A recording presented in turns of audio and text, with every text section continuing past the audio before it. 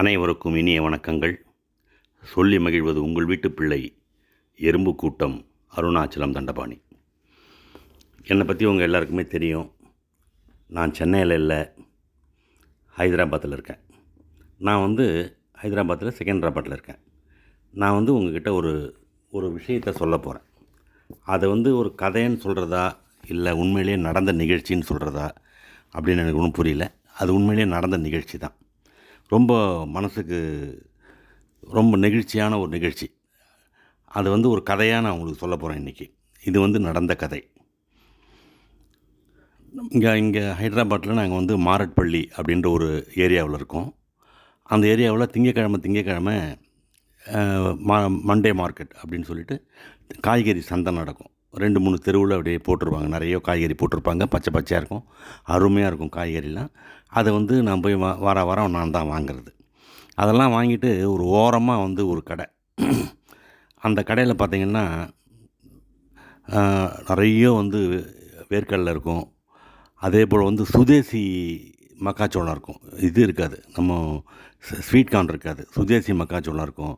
அதே போல் அந்தந்த சீசனுக்கு தகுந்த மாதிரி நாகப்பழம் இருக்கும், பனங்கிழங்கு இருக்கும், வள்ளிக்கிழங்கு இருக்கும், மரவள்ளி இருக்கும். அதுபோல் அந்தந்த சீசனுக்கு தகுந்தா போல் என்னென்ன அங்கே இது கிடைக்குமோ அதெல்லாம் கிடைக்கும். ஆனால் வேர்க்கடலை மட்டும் ரெகுலராக இருக்கும். அந்த கடையில் தான் நான் போய் ரெகுலராக வேர்க்கடலை வாங்குறது. போன உடனே 1 கிலோ அப்படின்னு சொல்லுவோம். ஓகே, கேஜி அப்படின்னு சொன்னோன்னா கொடுப்பாங்க. ஒரு பாட்டி இருப்பாங்க. அந்த பாட்டி பார்க்குறதுக்கு ரொம்ப களையாக இருப்பாங்க. நல்லா நெத்தியில் பெரிய பொட்டு வச்சு, எப்படி 75 வயசுக்கு மேலே இருக்கும் அந்த பாட்டிக்கு. அவங்க களையாக இருப்பாங்க, பார்க்குறதுக்கு சிரிச்ச முகத்தோடு இருப்பாங்க. அது நான் அவங்க என்கிட்ட வாய் திறந்தும் பேசுனதில்லை, நானும் அவங்கக்கிட்ட பேசுனதில்லை. 1 கேஜி அப்படின்னு சொன்னால் 1 கிலோ கொடுப்பாங்க.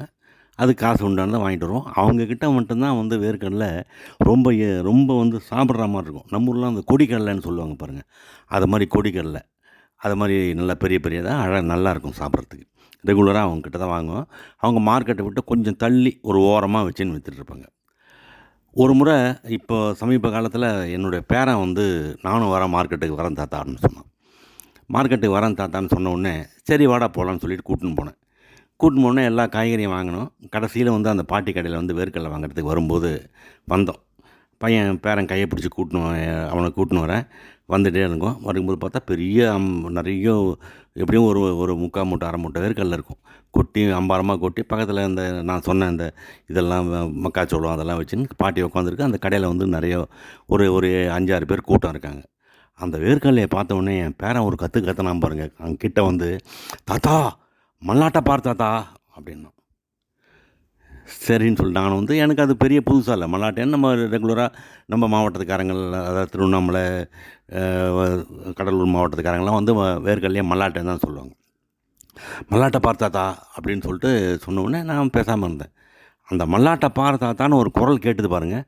கேட்ட உடனே அந்த பாட்டி அப்படியே ஒரு டக்குன்னு இந்த சினிமாவெல்லாம் திரும்புவாங்க பாருங்கள், அது மாதிரி டக்குன்னு ஒரு திரும்பி பார்த்துட்டு அது என் பேரனை பார்த்தது, என்னை பார்த்தது, சிரிச்சிட்டு 1 கேஜின்னு நான் அந்த பாட்டி ஒரு தாட்டி கையை காட்டிட்டு என்னை ஓரமாக நிற்க வச்சிருச்சு. அவங்க வர்றவங்களுக்கெல்லாம் கொடுத்துருந்து ஓரமாக நிற்க வச்சு என் பேரனுடைய கையில் ஒரு ஒரு ஒரு பிடி மல்லாட்டை அள்ளி கொடுத்து ஓரமாக நில்லுன்னு சொல்கிற மாதிரி இப்படி ஜாரை காட்டி நிற்க வச்சுது.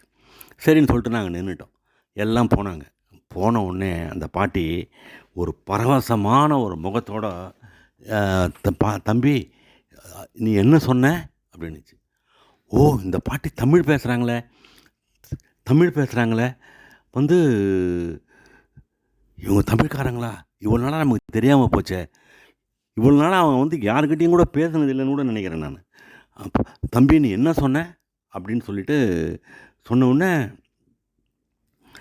அந்த பாட்டிக்கிட்ட என் பேரன் சொன்னான், தாத்தா மல்லாட்டை பார் தாத்தா அப்படி சொன்னேன். என்ன சொன்னேன், திரும்ப சொல்லு. மல்லாட்டை பார் தாத்தா அப்படின்னா. மல்லாட்டை, இந்த வார்த்தையை கேட்டு எவ்வளோ நாளாச்சு அப்படின்னு அந்த பாட்டி புலகாங்கிதப்பட்டுட்டாங்க. மல்லாட்டேன்னு ஒரு வார்த்தையை கேட்ட உடனே அந்த பாட்டி ரொம்ப புலகாங்கிதப்பட்டாங்க. உடனே அப்புறம் நானும் சிரிச்சுட்டு, அதெல்லாம் எங்கள் ஊரில் அது மாதிரி தான் பேசுவாங்க, நீங்கள் என்ன ஊர் பாட்டி அப்படின்னு. நான் என்ன ஊர், நான் தான் பிறந்தது திருவண்ணாமலை, வாழ வந்தது வந்தவாசி அப்படின்னு. ஐயோ பக்கத்து ஊர் தம்பி, நீ என்ன ஊர் அப்படின்னு சொல்லி என் பேரனை பார்த்து கேட்டாங்க. நான் நெற்கணும் வந்தவாசி பக்கத்தில் திருவண்ணாமலை டிஸ்ட்ரிக்டில் இருக்குது. இன்னும் கொஞ்சம் அந்த பாட்டிக்கு ரொம்ப சந்தோஷமாகி போச்சு. டக்கு டக்குன்னு வந்து 1 கிலோ, அது அளக்கெல்லாம் இல்லை, ஒரு இதில் பையில் வந்து ஒரு அந்த பிளாஸ்டிக் கவரில் ஒரு 3/4 கவர் வேர்க்கடலையை போட்டு, மல்லாட்டையை போட்டு, வேர்க்கடலைன்னு சொன்னால் அன்றைக்கி கோச்சிப்பிக்கேன், மல்லாட்டையை போட்டு கட்டி என் பேரங்கிட்ட கொடுத்துடுச்சு. எவ்வளோ எவ்வளோன்னு சொல்லிட்டு நான் கேட்குறதுக்கு தமிழ் ஹிந்தியில் இதில் தெலுங்கில் எந்த அப்படின்னு. வேணாம்மா, இன்றைக்கி வந்து காசு வேணாம், இதை எடுத்துன்னு போ, பேரனுக்கு கொடு. அப்படியே தூய தமிழில் கொஞ்சம் கூட வந்து ஒரு ஹிந்தியோ ஒரு தெலுங்கோ கலக்காத தூய தமிழை நம்ம ஊரில் பேசக்கூடிய மாதிரியான அந்த ஸ்லாங்கில், நம்ம ஊரில் வந்துலாம் வந்து கொஞ்சம் மெட்ராஸ் ஸ்லாங் இருக்கும், கொஞ்சம் ஒரு மாதிரி இருக்கும்ல, அதை மாதிரி அந்த ஸ்லாங்கில் கொஞ்சம் கூட வந்து கலப்படம் இல்லாத ஒரு தமிழில் அந்த பாட்டி வந்து கட்டி கொடுத்தாங்க. இல்லைம்மா, இன்றைக்கி வேண்டாம், நீ வந்து நான் அப்புறமா அடுத்த வாரம்லாம் நான் வாங்கிக்கிறேன், நீ போ, இன்றைக்கி வேண்டாம், இது என் பேரனுக்கு கொடுத்தேன் வச்சுக்கோ அப்படின்னு சொல்லிவிட்டு, மல்லாட்டேன்னு ஒரு வார்த்தையை கேட்டு எவ்வளோ நாளாச்சு. அதுக்காக வேண்டி நான் ஒரு கொடுக்கூடாதா? நம்ம மல்லாட்டை கொள்ளையில் மல்லாட்டை செடி இருந்தால் பிடுங்கி தின்ன மாட்டோமா? மல்லாட்டேன்னு சொல்லிச்சுல்ல, அதுக்கு தான் நீ காசுலாம் வேணாம், நீ எடுத்துன்னு போகணும். சரி, எனக்கு ஒன்றுமே புரியல. எனக்கு நிஜமாகவே சொல்கிறேன், ஏதோ என் கூட பிறந்த அக்கா தங்கையை பார்த்தா மாதிரி, என் அண்ணன் தம்பியை பார்த்தா மாதிரி, என் சொந்தக்காரனை பார்த்தா மாதிரி ரொம்ப சந்தோஷப்பட்டேன். என் பேரனும் ரொம்ப சந்தோஷப்பட்டான். அப்போ தாத்தா, இவங்க நம்ம ஊருக்காரங்களா தாத்தா, இவங்க நம்ம ஊருக்காரங்களா தாத்தா அப்படின்னு. ஆமாம், நம்ம ஊருக்காரங்க. அதாவது எத்தனை வயசில் பிறந்திருந்தாலும், எங்கே வளர்ந்துருந்தாலும், அந்த மொழி பற்று, அந்த மண்ணோட பற்று, அதை வந்து விடலை பார்த்தீங்களா.